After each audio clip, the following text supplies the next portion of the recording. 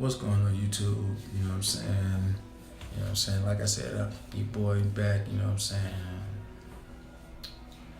Now, on to what I was talking about, you know, to further elaborate on my last video.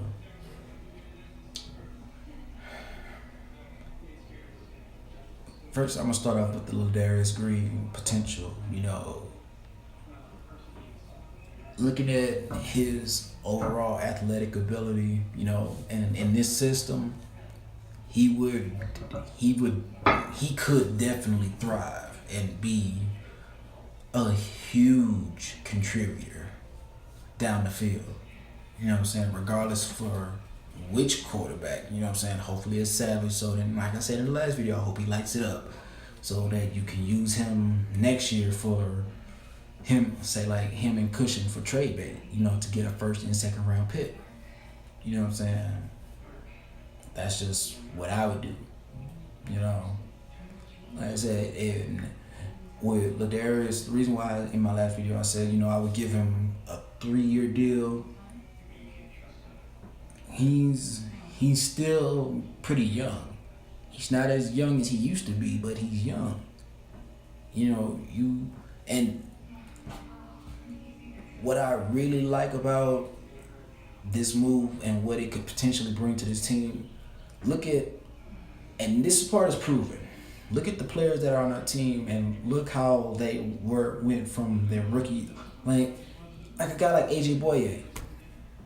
As sad as it hurt me that he opted out for the money, you know, we developed him. Like, I mean, and it's been proven, you know, in past years too. Like I said, guys, you know, they play here, you know, they get better. You know what I'm saying? They get better from their collegiate to the pros, you know, and then they go elsewhere and then they have greater success. You know what I'm saying? And that, you know, that bothers me. It does, you know, it does. So,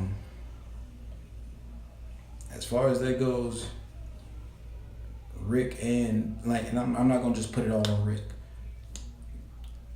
Bill, if you wanna, you know, try to have some of that power, you gotta be willing to, you know, step in and speak to the owner, or, you know, make the move be known publicly. Shit, this is what's got to be done to make this team better.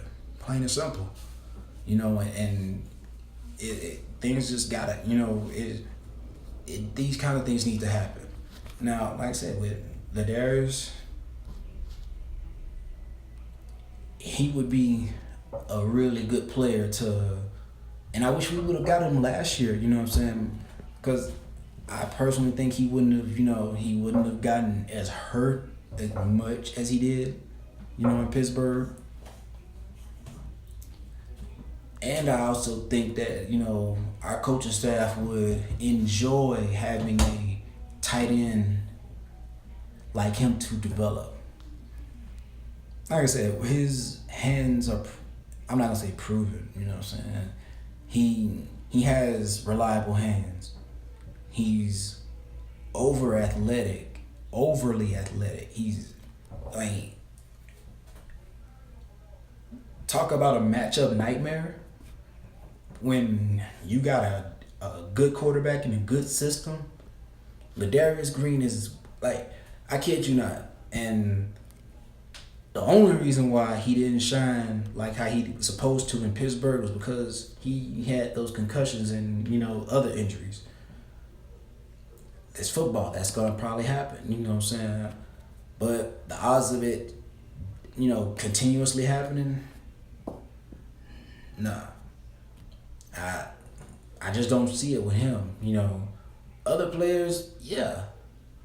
Like I said, in this system, he wouldn't necessarily take such heavy shots. You know what I'm saying? That's just my opinion on that. Now, as far as his development would be in this system, he would definitely be a seam busting tight end. If you try to blitz and if he gets past that linebacker or safety that's guarding him and he starts outrunning him, or even if the guy strives for stride with him, like I said, this ain't Madden where, if you throw it up, there's a 70% chance he's gonna try to clip him low, and the ball gets flung in the air. Like, no, that shit's not gonna happen in real football. When he's got that separation, if the quarterback makes his reads right and he launches it where it's supposed to go, odds are that's probably a touchdown, which this offense lacked a lot of, plain and simple. Ladarius Green can provide touchdowns for this team. He can, and even when he's not scoring, even when he's not getting his touches on the ball, he creates that pressure on the inside. See, now, like I said, look at the teams that dominate Houston when they play them. The odds are they know the tendencies. They know the tendencies down to the T. And they do so well with their scheme and fronts, that they allow their guys to cheat into certain areas, because they know their protection probably won't hold up for this long, or, we know that the quarterback is going to probably panic and make the wrong read, and throw it into a double team or something like that. End result being a pick or, best case scenario, incompletion, things of that nature. With a threat like Green in the middle, teams would have to literally respect, every aspect of the field now, because not only can we hit you in the short area with Lamar Miller and Akeem Hunt, aka my new nickname for him, the Juice Man. You can work those guys in that area, Then you have guys like Jalen Strong, who, in my opinion, is Muhammad Sanu 2.0, just more athletic. You get him, on certain routes, and like I said, with bringing in Wes Welker, I would constantly, just focus on his route running, because Strong's hands are proven he can catch the ball. It's just his route running that needs help. That's all he lacks to make him a complete receiver. You know what I'm saying? As far as,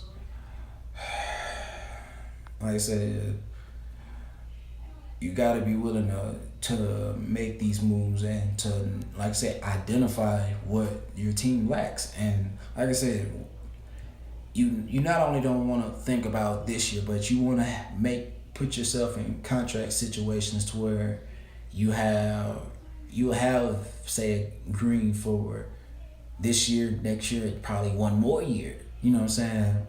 Say Watson, say all this happens, Savage lights it up and you trade him, trade him and probably a few more players, for a first and second round pick. You know what I'm saying? With that first pick, I'm not gonna lie to you, as bad as everybody would want an offensive lineman, some would feel like I'm robbing y'all, but looking at how this league is and looking at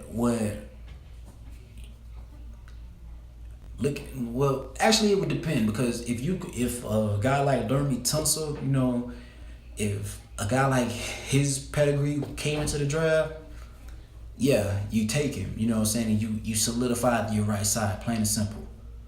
But if you don't have that, again, and this would like I said, this move would probably ruffle some feathers, but like I said in my last video, to me, football teams are like a gun. You shoot, you shoot, you shoot. Eventually, you're gonna have to reload, and that's at every position. You're gonna have to reload eventually. So why not start now? Plain and simple. With those, you know what I'm saying, with the Savage trade, you know what I'm saying, you've got Deshaun Watson that you traded up for in the previous year. So he sat and he learned the system. You know what I'm saying? They say he's a quick study. He picks up, you know, concepts pretty quick. But this is not college, so only time will tell, you know, how well he processes the information. Now, like I said, with Ladarius Green signing that, like I said, all these moves, they tie into each other. You know what I'm saying? You want to give, say you make these moves happen. Now, Deshaun Watson has, you know what I'm saying, similar weapons that he had at Clemson that made him successful. I mean, when you think about it, look at the offensive skill positions that he would be stepping in and working with. You know what I'm saying? And that would be, you know, another year of experience added to these guys. You know what I'm saying? Just think about it. Now, on to the pick that I was talking about. I'm going with a defensive player, and I'm going with another pass rusher. Now, some of you just probably looked at your screen like, dude, you tripping. They already talking about we got the best defensive front in football. Why waste another pick, for a first round pick at that? Well, let me tell you why. If another linebacker that's, you know what I'm saying, say, odds are you probably won't get I wouldn't say a Myles Garrett, but you're not gonna get a Von Millerish type of linebacker, you know, in these drafts. You know what I'm saying? Only time will tell, but, you know, long story short, you know, you want to gear up for Whitney Merciless replacement. Plain and simple.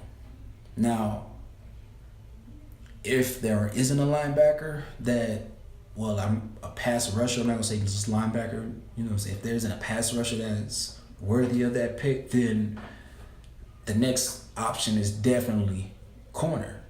Now, some would say, we got Jonathan Joseph, we got Kareem Jackson, we got Kevin Johnson coming back from injury. Well, guess what? AJ Boye left. You know what I'm saying? He hightailed it to Jacksonville. So a lot of guys are going to get exposed now. You know what I'm saying?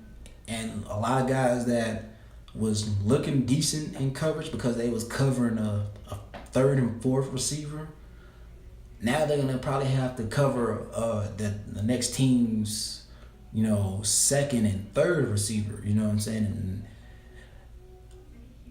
from a number standpoint, the odds don't generally work out in the defense's favor like that. You know what I'm saying? Offenses are too creative. They too creative, you know what I'm saying?